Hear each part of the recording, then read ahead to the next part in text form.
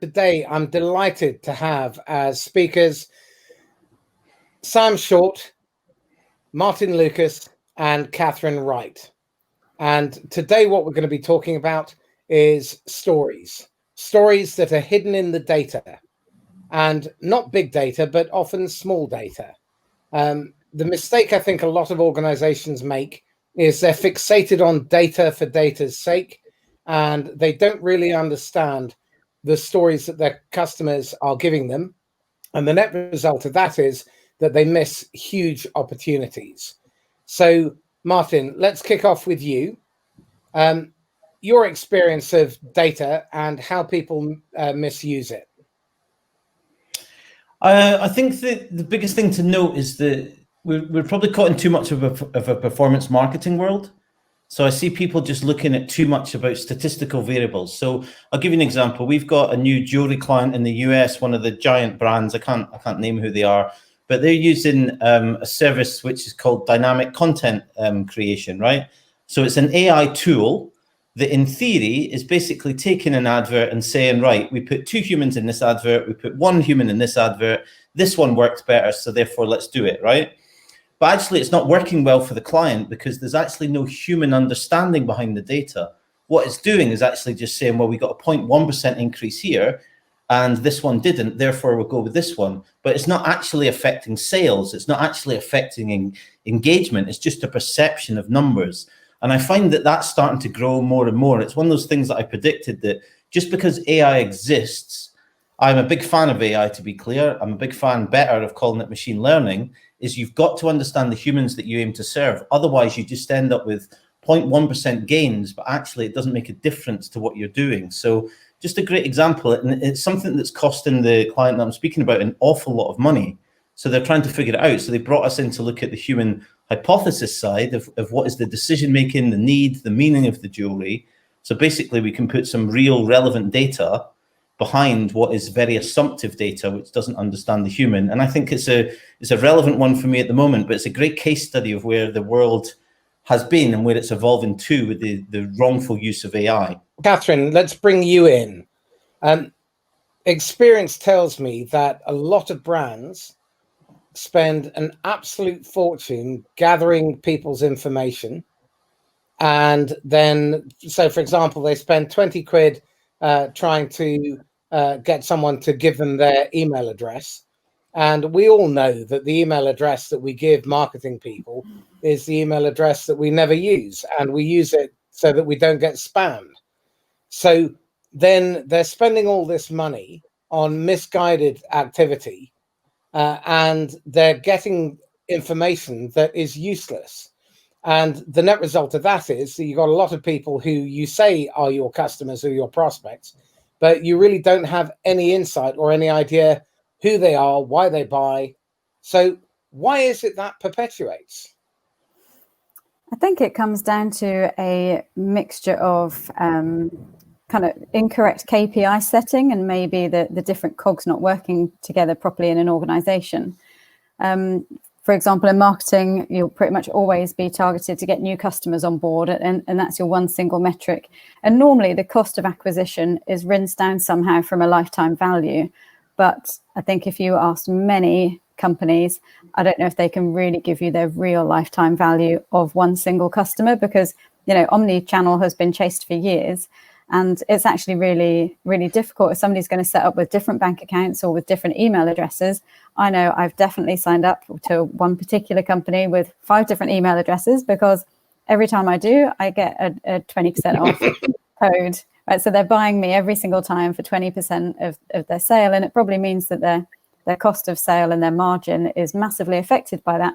But of course, there's a marketer sitting there somewhere going, well, it's great. I look like I've got loads of new customers on board, and that's my target metric. And I think, you know, it's probably, people have always said retail is detail, and that's no different when it's online. It's not, the flow of that isn't being followed through to the end to look at, okay, how engaged is our audience and what's the real lifetime value? Because all of those metrics downstream are going to be affected by this obsession with new customer acquisition and always giving them massive discount. And you know, we know from multiple studies that about 95% of our revenue over the next year is going to come from existing customers. So it's just wrong. I think it's probably a bit of a vanity metric, in all honesty.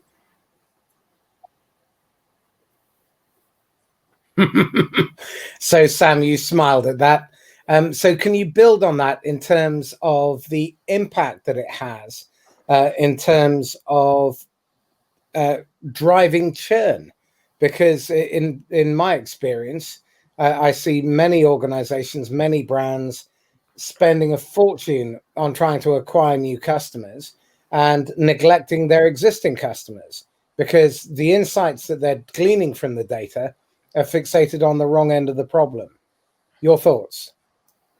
Yeah, absolutely. I completely agree with what you're saying. And I think a lot of the time, companies might have a lot of data that's their own, so they know how their customers shop or behave with them, but they don't actually know a lot about how they behave elsewhere. And I think that also sort of has an impact on churn. So maybe you think you have a customer who's really engaged based on the data you have on them, but actually you don't know how they're behaving elsewhere. And so I think it all comes down to having data to give you sort of more awareness on how your customers actually behave. Well, one of the problems that we hear a lot about, you know, with surveillance capitalism is that the likes of Facebook and Google, you know, dropping pixels on you, they're tracking you. There's all of this remarketing, re-advertising. Martin, let's bring you in on this because I know you're very quiet and unassuming when it comes to re-advertising. You know, when people are being stalked by vendors, what kind of message is that sending? Well, what kind of message does that send, and how does that affect how people interact with the brand? I mean, there's multiple. I'm going to give you multiple answers to this because it's one of my favorite subjects. So let's start off with what kind of message does it send to me as an individual consumer? We've got a huge change about to happen. So Apple is doing a release in iOS 14, right? Up until now, IDFA, which is your identification tracking. So basically Facebook's ability to look at everything you do on your phone, like everything you're looking at, everything you're searching at, listening to, reading messages, listening to calls, all that kind of stuff, right? That's been buried deep inside the Apple phone. So it's basically, you can opt out of it, but it's really hard to find how to opt out of it, right? In iOS 14, they're making it front and center so that the user has to opt in. And what that means is that this third-party data, which is hugely unethical, and I don't think, in all honesty, I don't think any consumer's got a great handle on it, because if they had a good handle on it, we would have seen a big sea change after Cambridge Analytica, and we didn't. But it's going to take away 70 to 75% is what the analysts say of third-party data insights, right? So the consumer gets a lot more privacy, first of all. Now, what does that actually mean is that looking at it from Facebook's point of view, the way that I've described it, particularly to any agencies that I work with, is that you can understand all this stuff about me. This is my life, right? This is my family. This is my kids. This is what I'm doing. This is what I'm searching. Somebody's sick in my family, all this kind of stuff. Because, and I mentioned the sick one because it's my worst example when a friend of mine had a type of cancer. My wife and I were speaking about it. And within 4 hours, we were starting to get adverts about cancer and treatments, right? So that's just invasion of your privacy from just a normal type of conversation, right? But the way that I describe it is you can understand all this stuff about my life, and you still can't understand and serve me things that are relevant to me. So because I'm dealing with somebody being sick with cancer doesn't mean that I want to have an advert about cancer, right? Equally, just because I looked at the BMW page on Facebook or once looked at Mercedes, I mean, that's part of what I do as a job, right? I've got automotive clients. I have no interest in either of those cars. That's the assumption that happens. Like, a like is not an absolute. So I think it's actually a really, really positive change of what we've got going on, because if you throw all these things together, invading life, third-party data, etc., £265 billion a year gets spent on programmatic, which is your stalker type ads, Facebook and Google display, and 98.81% of those ads don't get interacted with. So what you end up with is people are going to need first-party data, but first-party data that allows them to understand their customer, the story of their customer, and the gains of what they're looking for. So at the moment, the message is wrong. this entire, and my firm belief, and I've taken a 6-year bet on it and 4 years of R&D. My firm belief is that humans don't understand one another, and it just happens to manifest itself in the advertising world. So to your point, Marcus, why do we use alternate emails? We're avoiding spam because we know, and we've been conditioned, that what we're going to send is not relevant to us, right? So the problem is the messaging and understanding the people, which comes back to first party and relevant data. I'm now out of breath. That's my rant over. It's the best question I've ever been asked. I'm obviously a bit overly passionate about it. Excellent. So Sam, let's bring you back in. You said that it was important that you understand how your customers are behaving outside of your immediate visibility. But what we don't want is to feel like we're being stalked, that our privacy is being invaded. So how can we do that in a way that feels like we're volunteers, not hostages to this process? And what insights can brands generate as a result of having that opt-in, rather voluntary opt-in, rather than something forced upon them?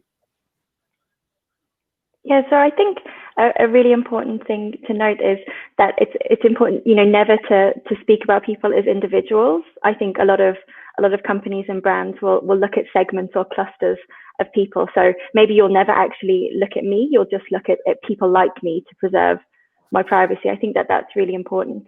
But what I'd really like to see in the future is a world where consumers are actually paid for, or in some way rewarded for actually sharing their data.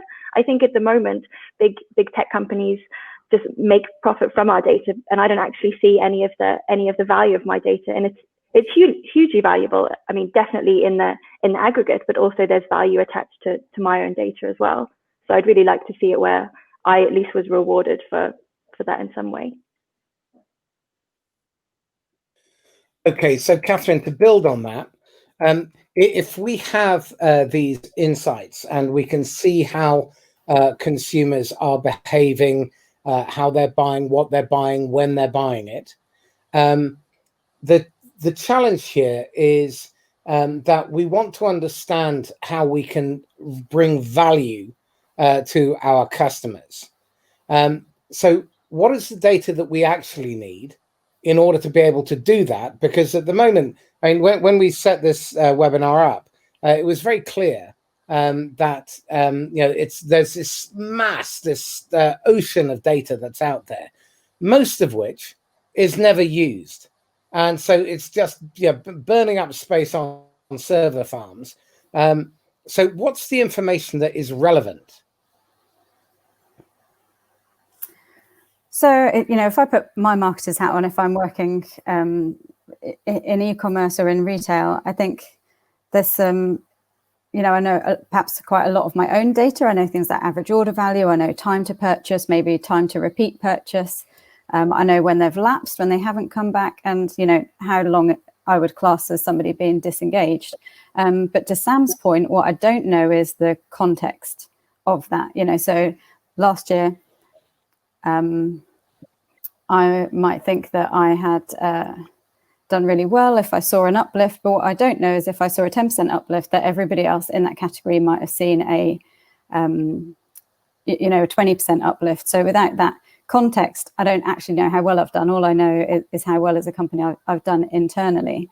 Anything that's going to help me understand my data.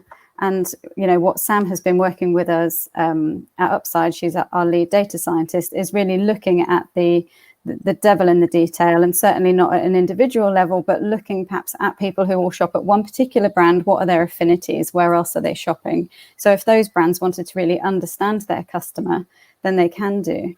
I think what we've seen in the past with some larger retailers is that they've really lost sight of it. All they've done is looked at what the competition are doing and thought, we need to be doing the same. And actually, if they had gone back to the drawing board and looked at what their customers are doing and where else their customers are shopping, they wouldn't have even attempted to play in that same space. And I think Martin has got some really great examples of that, actually, from some companies he has worked with. And we have some slides for that also. I'm just going to share this link for everybody to get into. I'll just mute myself whilst I do that, and I'll leave you with that, Martin. Just wanted to let you know that what we're going to be looking at today is that there's very many different dimensions of what data actually is, and it's not necessarily a number.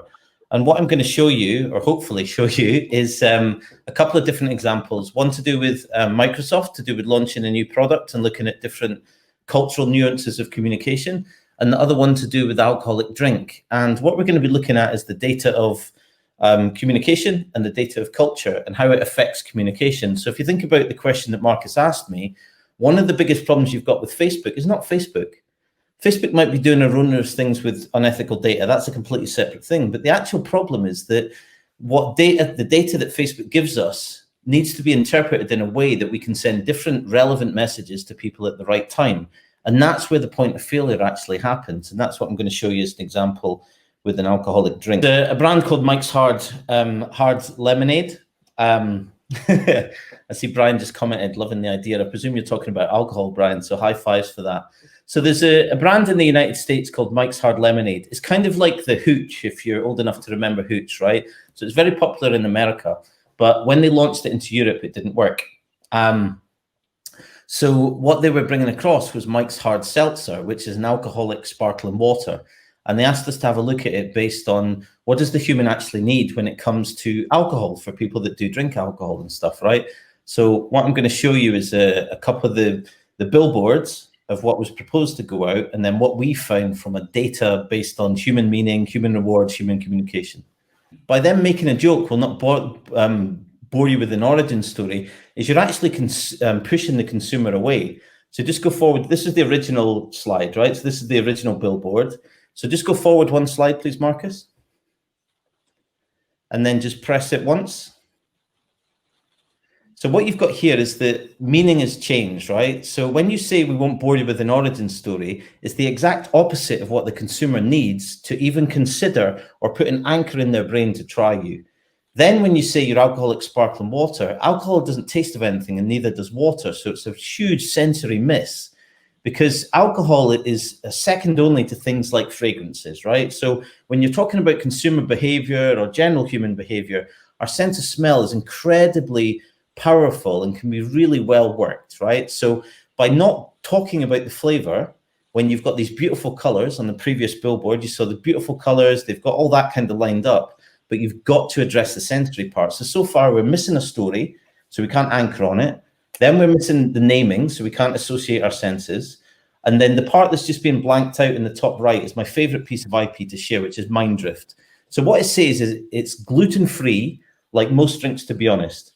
So you're literally directing the mind to think about diet, which is a huge no-no for alcohol. Then you're saying like most drinks, which then has me thinking about my existing drinks, right? And I'm already past the billboard and I'm thinking about something else, I'm gone. So our point about this is that there's data hidden in everything, but it's all about understanding what you're trying to actually do. And if you're working on anything to do with consumer, anything for anybody on the call, is there's always a reward in play. And it's a great question to ask, what is the actual reward? So I'll give you a little neuroscience insight and then we'll move on to the B2B example. In the 95% of all of our decisions are based on emotions. And the reason that they're based on emotions is that emotions connect into the reward center in our brain. And the reward center is chemical releases. So we humans are very addictive creatures, right? You get people that are addicted to negative behavior, negative thinking, people that are addicted to positive. Holding a door open for somebody is a chemical release. Buying a Gucci bag is a much bigger chemical release, and it depends on the people, right? But if you don't account for the rewards, you're missing out. And this is the huge gap that we're speaking about. This simple addressing this billboard is taken away from big data and saying what's relevant. Because what we're looking at here is data. This is the human side of communication, right? Just move on, please, Marcus. Second one, sorry. I was just going to say, while we wait for the slide to load, it's so interesting that you've just gone through that example, because I actually got some of that for free, I think like with a Deliveroo or something. And I was so unimpressed with it that I didn't even try it. I just tipped it down the sink and then threw the can away because I thought it was just going to taste like water and I'd rather have water. So it's so interesting to see you pick it apart. Yeah, it's amazing, right? How the brain just accepts the direction and guidance that it's given, because why wouldn't it, right? So this case study is about Microsoft. So what we were looking at here was They wanted to do some new product sponsorship into different countries for the product that they were launching. So just move forward, please. Part of what we've built over the years, it doesn't necessarily matter for this call, but we basically modeled decision making, right? So we've got a 296-part model and then 300 algorithms, and that combines to actually understand what is relevant to people and how to serve them. So what I thought with the objective for this call was that when we're looking at data, it's like, how do we communicate with people? And one of the biggest problems that still exists in the world, despite this idea of globalization and all that kind of stuff, is that we don't account for the cultural nuances of communication. So what we did with Microsoft, just moving forward, Marcus, was to look at 10 different countries, which was their initial launch process, but we looked at the cultural nuances, the little things that are kind of unsaid and unknown. So for example, if you just move forward, please, there'll be a bit of text on each slide. One of the things that makes the UK really difficult for people not from the UK to communicate with is that we've actually got a very similar cultural profile as the United States. The difference is that in the US, they can be very open and proud of their country and very open about being competitive and very open about success. We Brits are super confused because what we believe is that we're all conservative and we're not as driven like that. Whereas actually, unconsciously, where most of our decision-making happens, we're very similar to the US. We're very competitive. We're very driven.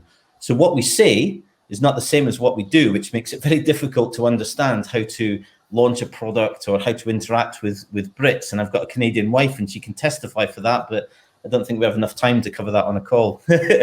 But equally, what we're looking at here is UK versus Indonesia, right? So as an example, one of the insights was that Indonesia, the communication is more direct, more functional, more hierarchical. So Indonesia's got more of a less extreme version of a Asia cultural mindset, and we've done this for all the countries in the world. But it's still got more of a relativistic build to it. And that means that it needs more social, hierarchical. So stepping away from Microsoft for a second, we were looking at a mouth ulcer product, right? And they'd failed with a launch in Indonesia. And we said the difference is that in the UK, what British people want is social proof, which is a psychological principle, right? And it basically means I want to see people like me that have got pleasure and indulgence, even though it's a mouth ulcer one. Whereas in Indonesia, people need to see the same thing, but the recommendation needs to come from the government. And that's one of those key differences. So exactly the same product, but it's then the cultural variables. Just move forward, Marcus, and we'll look at a few other countries. So the USA versus Brazil, right? So in the USA, I don't know, for any of you that sold in the United States, that like I have for the different businesses, very open to innovation, very open to ideas, new concepts. I've likened the difference in the UK and the US when it comes to innovation is that in the US, they'll tell you, right, we're going to shut the door until we sign this contract. In the UK, they'll say, that's fantastic. Come back when you've done it 50 more times. That's just my little joke of little cultural nuances, right? Whereas when you look at Brazil, the communication is actually really deep, really rich, need lots of content, lots more emotion, much deeper storytelling.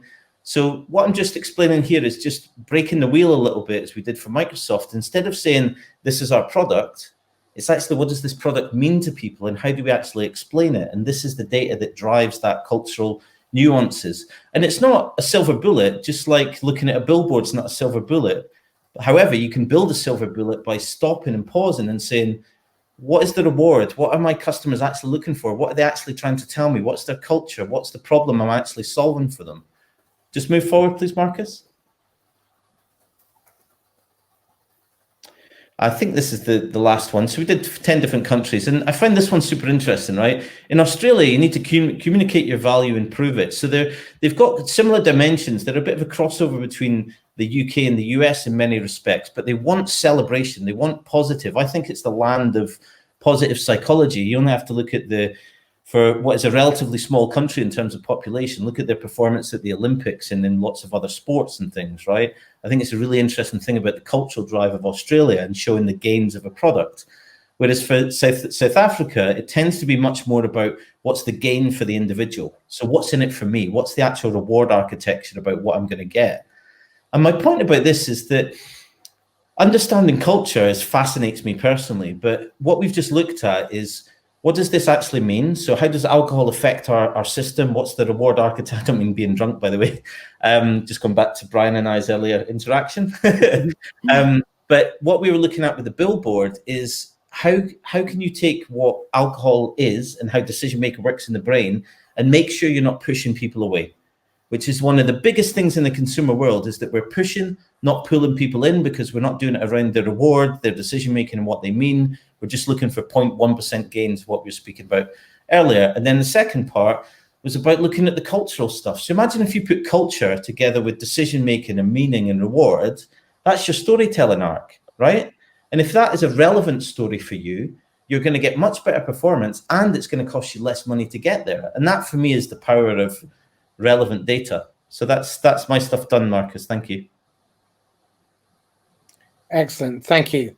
So Sam, let's bring you back in on this, because I'd like to look at it from the data scientist perspective. When you're trying to plan how you're going to use your data, what are the questions that you have to go, or the processes and steps you have to go through in order to create a meaningful story that is relevant to the customer, instead of looking at it from you as a vendor and looking at how you can just churn out more pointless metrics? How do you design it so it works? Yeah, I think it's interesting to comment on the sort of pointless metrics. I think when everyone has so much data, I think it's quite easy to get lost in it. So I think the first thing that you really need to think about is, what question am I trying to answer? And then I think the really important thing is then, so what? So, if I've answered the question, great, but then what am I actually going to do with that? And I think having that sort of clear idea in your head really helps you when you then start tackling your data, and it's much less easy to not get sort of stuck in the data and lost in it. Presumably this means that there needs to be quite a lot of preparation up front before you start trying to go out and even define your question. It strikes me that one of the most important things that any brand can do is go out and listen to customers to hear what they're trying to tell you. And that raw, unfiltered information is where there's real value, and in the conversations that you have. So, Catherine, your thoughts in terms of, you've been working in the discount voucher market for a long time, businesses throw an inordinate amount of money behind these campaigns that yield really disappointing results because they're probably asking the wrong question. So in your experience, what do they have to do to make sure that they are getting the right question in the first place? They really need to understand the customer better, and that really has to come from somebody higher up, perhaps in the company. So quite often when you're looking at discounts, it's that that particular section, in a company, it's probably an arm of the marketing function, and they've been given a particular budget. And presumably at some point they all get together and they talk about how they spent their budgets. But what they're not doing is responding on the fly. So there's a very small number of merchants that will do incrementality tests. And a lot of them, and what I love that Martin has pointed out before is that 98.1% of ad spend is pointless. So people are doing all kinds of things. They're marketing across Google AdWords, affiliates, influencers, deal sites, email, but they don't know which part of it is working. And even if they did, I don't know if they could tell you why it's working. So they could, perhaps do an incrementality test, say, right, we know this channel works, but they might not know why. And I think it then comes down to what Sam was saying, when you look at your data, what question are you trying to answer? And it has to come down to, what does the customer ultimately want out of this? Why have they signed up to an email? If all they did was sign up to an email to get some money off, you're going to, and I've signed up to everybody, I have a specific email inbox where I watch the kinds of communications that come through, and some are great and they add value and they build community.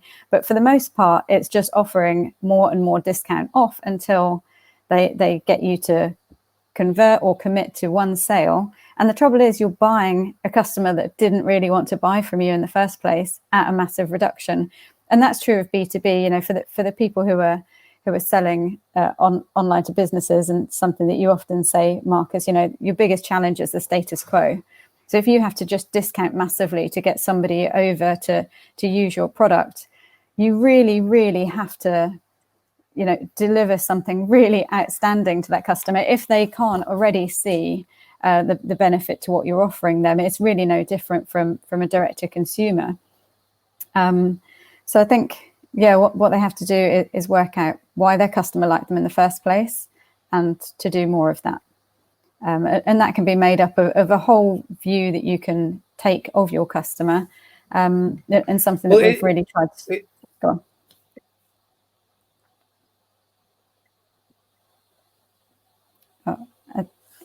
Go on, Marcus, what were you going to say? Sorry, it strikes me though that it strikes me that the damage that this can do to a brand, if you are constantly driving the only value that you offer is cheap, and you only have to look at the high street. I remember when I was a whippersnapper back when Methuselah was a kid. Sales happened maybe in January. Now they're happening in September, in December. You got Black Friday, you got Black Monday, and we've conditioned consumers to look for bargains. And the problem there is that eats into your profit margin. So you can't innovate, you can't invest. You're constantly driving down the prices of your suppliers. Your suppliers are living on a knife edge. How long can this be sustained for before the bubble bursts? Martin?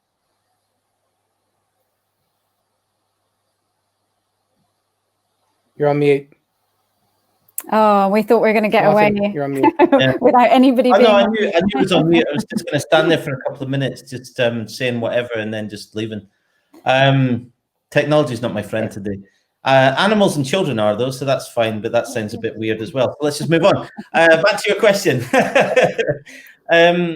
We dropped a white paper about this yesterday after a few months of research, actually, Marcus, and picking up on all the points that you've all made, right, is that what people believe is this kind of fluffy stuff, right, is that a lot of businesses go through this kind of cycle. So in the paper, we're speaking about Karen Milne went to the wall, right, and has now been bought by Boohoo and has been turned into a fast fashion discount brand.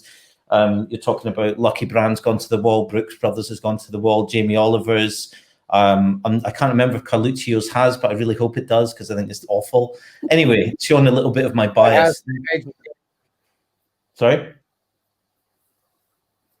It has ages ago. Good. I should know. I haven't seen one for a long time. But the point is that, to your point, is that there's now a thing called semi-annual sales. And that's when I felt that the consumer world had reached an apex, right? Where, as you said, unless something's in sale, we're not going to know, right? So what you've got is two ideologies driving the world, right? So the world needs capital to consume, and to consume it needs capital, right? So the world at the moment is being driven by capitalism and consumerism. But what happens is when consumerism doesn't work or capitalism affects it too much, you start driving out the value, driving away loyalty, then you start cutting costs. So the entire system is on a race to the bottom at the moment. And some brands are really good at doing what they do, right? So a brand that I don't personally wear, but if you look at it in terms of the A1 best psychological brand you could ever come across is Supreme. Supreme never has a sale, right? They do releases. Like there was a men's pink hoodie on sale on eBay from their 2017 collection for $2,000 recently. They've done what the sneaker world used to do. And that's where consumerism on the positive side is moving towards being more about exclusivity and scarcity. And some brands are doing that super, super well. So I'm not sure if I answered your question, but I'm not a doom monger. So I'm not going to say like the capitalism is going to fall apart and consumerism is going to fall apart. But what we are seeing, particularly driven even further by COVID, is the ones that sit in the middle that don't actually offer value are all the ones going to the wall. So they've either lost their equity or cool, or they're too low price focused. And unless you started like that, unless you're a bargain basement place, then you can't maintain premium and do too many sales. It just becomes a race to the bottom. And that's the biggest issue that I can see. Yeah, and just to pick up on your point about Supreme, Martin, and what we're saying about understanding your customer, What they really noticed was that people would twin some very expensive, so I think like skaters would twin really expensive clothes, and then they would get their basics from elsewhere. You know, they wouldn't spend like £50 on just a white t-shirt, but they might on a really expensive belt or a really expensive pair of jeans, and they would make that outfit up. Now, had they not noticed that, their strategy would have been really different. So, you know, you need to look in the data for those smaller stories, and everybody really needs to get themselves a SAM to be able to find those stories, because the sooner you notice those, the sooner you can speak to your customer. You know, and the reason I think why department stores are struggling is because you go onto a website and you look at a little black dress and you get shown 3,000, and nobody wants that, right? Everybody wants to be shown this is the one that suits you best, or this is at least the best seller with people that we think look like you know, something to help narrow down those choices, because there's too much. And, you know, the amount of browsing you can do and then just get bored, you know, nothing leads you anywhere. We don't have an online version of visual merchandising, you know, which is something Arcadia were brilliant at back in the day. Everybody would look at the way that Arcadia merchandises their stores, because they would run show me how to wear it, or they would hide something up the back that they knew people would be coming in for. And, you know, they would take you on a journey when you went in their shop, and it just seems that they lost that when they went online, because they saw what Boohoo, perhaps an ASOS and places were doing, and tried to compete in that space instead of saying, well, this is a thing we've always been good at, and this is why people shop with us. We're going to focus on doing more of that, more of the good stuff. Yeah, I agree. For me personally, sorry, go on. After you, Martin. I was just going to say, for me personally, that's why I'm on today's call. All the things that Catherine spoke about is if you look at what Upside do in the business that you run, Catherine, that's why I think it's one of the most interesting businesses I've come across in a long time, right? Because what you've got is both ethical, but it's the association, it's the truth, it's the stories of customers, right? Because you're right, there has been a huge change where some people will happily buy a bargain for certain clothing, and other clothing I'll go at the luxury end, and that's a once in a while purchase, right? But what the consumer world has been driven to is too much performance marketing, where we're trying to put people in a bucket, generally based on income or something like that, right? Something that the Facebook effect, whereas people shop in all kinds of different ways. Bit of luxury, bit of premium, bit of fast fashion, bit of high street, all that kind of stuff. And I think that's what impresses me about the opportunity of your business, really, because it's the truth of how consumers behave. That's how I would describe it anyway. And it makes sense for Sam to perhaps tell us, you know, so the title of this being the stories in your data and how to use them. So Sam, how would you derive a story, you know, so for the people on the call, looking at looking at all that data, perhaps you can explain the magic that it is that you work, and Martin, I'm sure you've done a lot of it as well. So just for somebody, if they've got loads of data, if they don't know where to start, how do they start on that? Yeah, so I think the first thing is quite often companies will go out and hire data scientists. If I could just give a word of warning to anyone who's thinking about doing that, I think there are a lot of companies who have really, really smart people, really great data scientists, and they kind of lock them out the back with IT, and they get on and they do a lot of really interesting work, but they're not really speaking to the rest of the business. So the first thing, get yourself a data scientist, but make sure you completely incorporate them within your business. Maybe have them on rotations or secondments, and maybe you'll have one go and work in the marketing department for a short while, and then maybe people who deal with pricing. So just make sure that they're integrated so you really get all of the insights. And then I think when you're looking at the data, it is just about looking for the story. So I find personally it's very iterative. So I might, I don't know, have an example that I'm going to look for people who, I don't know, have subscriptions. So I'll look in the data to see if I can identify that sort of thing. And then maybe I find these people who have subscriptions, and also they tend to take the tube sometimes, but also they seem to drive a car, right? Because I can tell that they pay for insurance for cars. So just like beginning to understand the sorts of customers that you have in your data then enables you to build different features. So different sort of aspects of the data, a different view, a different way of looking at it. And then as I'm sure everyone who is in marketing knows, you can then make different segments, right? So then you can cluster this data that you have to get these people. So you're not putting people in these fixed buckets. You're actually just letting the data tell you what the people look like. You're helping it because you're making these features that you think are important. Maybe I don't care about someone's income, and that's not something I want to include in my clusters, because I don't want to bucket people based on their income. Because if I'm a retailer, I know that I might treat myself to, I don't know, a luxury Burberry scarf, but I also buy all my t-shirts from Primark. So my income's not really that relevant there. So it's, again, just letting the data tell you through different clusters who your customers actually are. So this speaks to another really important fallacy that I think is pervasive within marketing, which is the persona.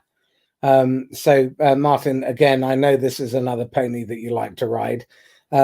Why is it that so many marketing people are fixated on personas, that Dave is a backpacker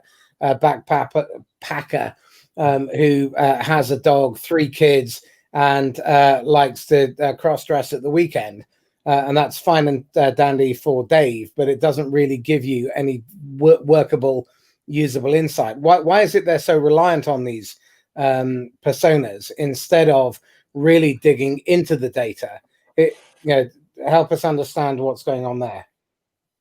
I think the answer lies in the data of what Sam spoke about, really, right? Is that for me, the word data scientist is overused, right? I think that data engineers are just as talented people, right? But the challenge is what you need to recruit is people that are interested in the human side of it. That's my advice, right? Like, I think there's people like Sam out there that are too few and far between, right, in terms of their ability to understand the story that data is trying to tell you.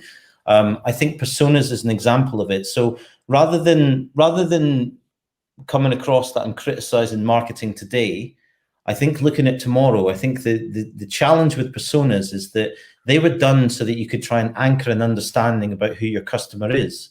We're now getting to the point where we understand small data, relevant data, the storytelling of data, and it allows you to put people into relevant buckets, but not individual buckets. And that was the point Sam was saying, right? Is that if I want to present a certain product to somebody, right? If I can figure out the people that are interested in it, I only show them that relative to the reward, relative to the meaning, relative to the story, right?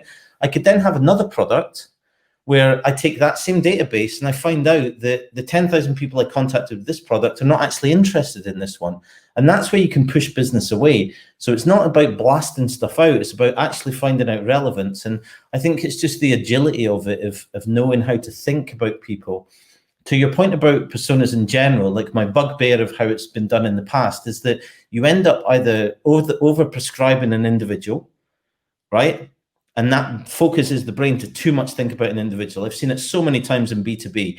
Or we're dealing with Kathy and she's 35 years old and she's got 2 kids and blah, blah, blah. And you're like, why are you describing this person's life? You're just making me think about the stress of looking after my own kid. And then they're thinking about kids and you're losing the focus. And it's got nothing to do with what you're actually trying to present to them. So it's not that I think personas of the past have been wrong. It's just that's all that people had to deal with, right? And innovation changes with the times. Now we've just got more of an opportunity to say, stop trying to put people into a bucket. Stop, never put people into a bucket based on income for all the reasons that Sam shared. And I could go on tons of rants about the psychology of purchase and how very little of it's to do with income and it's more to do with rewards. Obviously, income limits us, but a lot of people are in a lot of debt, right? So consumerism is what it is.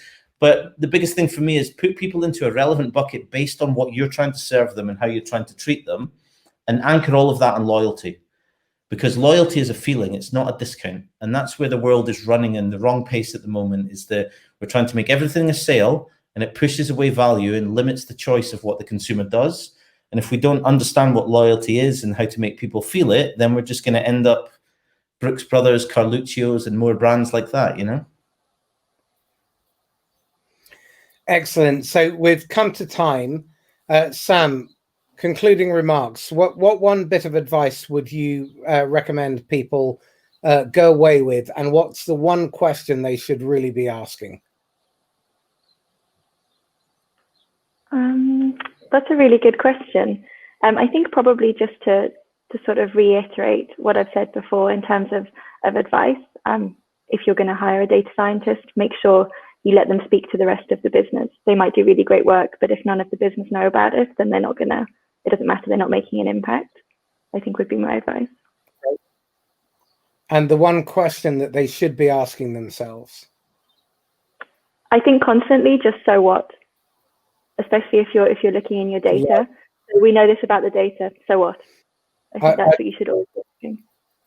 I have a triumvirate of questions. Why, so what, who cares? And you can't ask those questions enough. Catherine, same question to you. One bit of advice, and what one question would you suggest people ask themselves now that the easy ones have gone? So I would definitely build on the so what and test.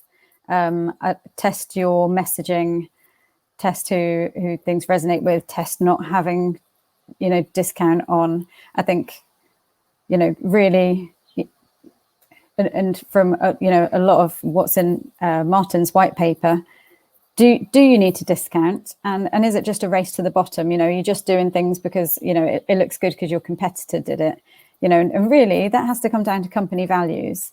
What are your values, and why did somebody first start shopping with you? Whether you're B2B or whether you're B2C, I think that would be the main question. What is it people love about my business? And then to action and test and on your messaging around that. Excellent. Martin? My question would be really simple. It's the one that opens our model about decision making. It's our go-to point for 78 clients that we've worked with, 56 case studies, and that's big consumer brands all across the world. And it's, what problem do you solve? And that question works in B2B and B2C, right? You should always be thinking about, what problem do I solve for people? And as an example, we had a $1 billion fashion company whose problem that they solved in their global strategy was, it fits me. And that's not the problem that you're solving for people, right? And I'm not being derogatory about that brand. It's a good question for everybody, right? B2B, are you making somebody's life easier? Is there reporting you could do? What problem are you actually solving for the buyer, not just for the business? And on the consumer side, you're into the rewards, you're into the storytelling, you're into how you treat people. And I think that kind of linking the question into the one thing I'd love to take away is that we humans want to be treated like we're individuals. And a lot of that comes into the language of how we speak to people. I think brands forget that. I can't remember the last time I got an email from a consumer brand that felt like the brand was actually communicating with me rather than just showing me product and trying to let me figure it out. So reciprocity is a huge thing, and just treating people like they're humans can dramatically change things. Forget about your product and everything else. It's just about how you speak to people. So I'd conclude with, brands have a relationship that should feel human to human with their customers. Whether you are business to business or business to consumer, if you don't have that kind of relationship, then you're going against 200, 300 million years of evolutionary hardwiring. And we need to understand what progress our customers are trying to make. What are their struggling moments? And how do they describe those situations? If you understand how they describe them, then that language will give you clues as to what you need to do to communicate in a meaningful, relevant, and valuable way. And that's desperately missing in most of the storytelling or lack of storytelling that goes on with brands, whether it's B2C or B2B. So Sam Short, Catherine Wright, Martin Lucas, thank you so much for being so generous with your insights. If people would like to get in touch, Martin, how can people get hold of you? LinkedIn's probably the easiest. So as simple as that, really. Yeah, same for Sam. Excellent. Catherine? Yeah, LinkedIn. Excellent. Okay. So do get in touch. If you've got insights, questions, then please come back with those and direct them to any one of the panelists. And we'd love to hear your thoughts. Huge apologies for my complete numptiness when it comes to technology. Entirely my fault, nothing to do with Martin. So that's me, Marcus Kauke, signing off. Bye-bye. Thank you. you.